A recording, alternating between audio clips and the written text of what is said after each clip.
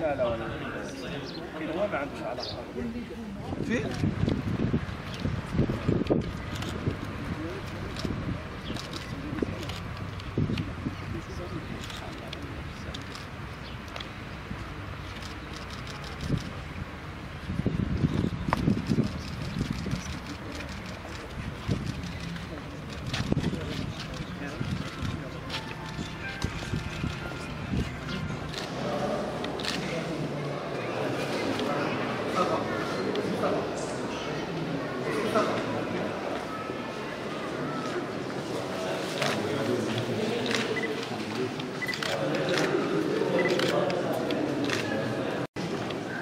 تخليدا للذكرى 17 لتربع صاحب الجلالة أمير المؤمنين محمد السادس نصر الله وأيده على عرش أسلافه الغر الميامين، وتخليدا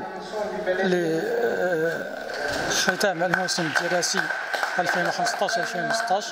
تنظم المديرية الإقليمية لوزارة التربية الوطنية والتكوين المهني بعملة المضيق الفنيد هذا الحفل الاختتامي تشجيعا للتلاميذ المتفوقين ونشر ثقافة المنافسة الشريفة بين صفوف التلاميذ والتلميذات،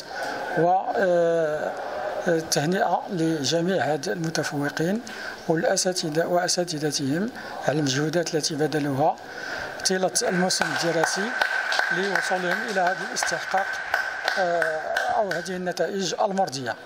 على العموم النتائج كانت جد مرضية، حيث تم تحقيق نسبة 45.70% بالنسبة لشهادة البكالوريا، و 48.07 بالنسبة لمستوى الثالثة ثانوي إعدادي، و 88% بالنسبة لمستوى السادسة ابتدائي.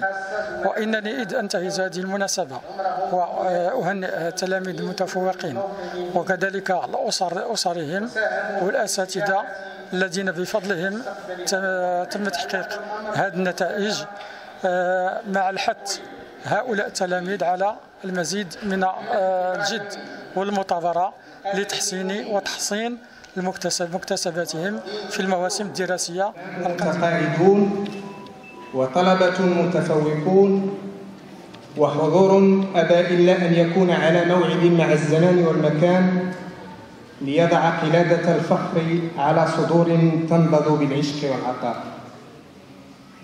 إنها أيها السادة ملامح تميز الفضاء الذي ننتمي إليه، حيث التربية على الاعتراف بالجميل وتكوين وبناء الشخصية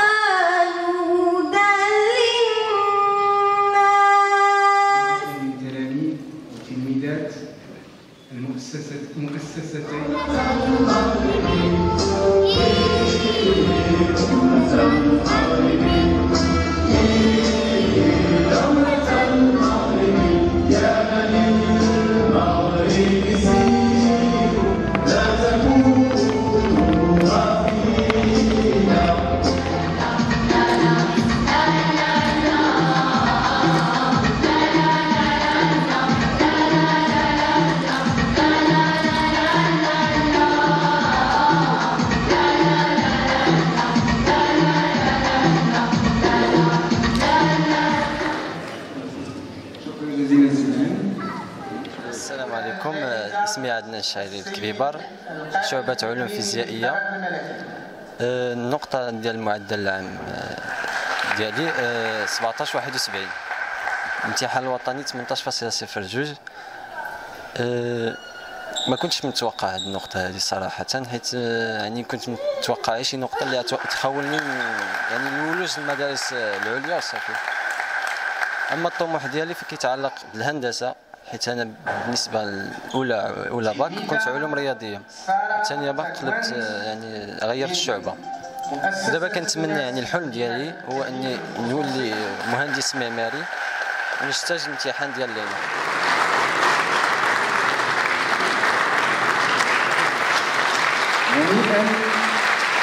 اسمي ديالي جميلة باتون، أنا كنمثل مدرسة ثانوية أبي الربيع السبتي شعبة الأدب. حصلت في الوطني على معدل 17.37. الحمد لله أنا فرحانة، يعني المجهودات الأساسي ضد كافة الطاقم الإداري يعني أعطت نتيجة، وكنتمنى التوفيق للجميع. وانا هذا النهار فرحانه بهذا التكريم، وان الاداره الاقليميه يعني فكرت فينا وعطتنا اهميه، وكنتمنى في المستقبل يعني هذه النقطه تفتح لي افاق مزيانه في المستقبل، خاصه في الصحافه. كنطمح الصحافه ان شاء الله يزيك. كنطمح ان يكون تخصص الصحافه ان شاء الله.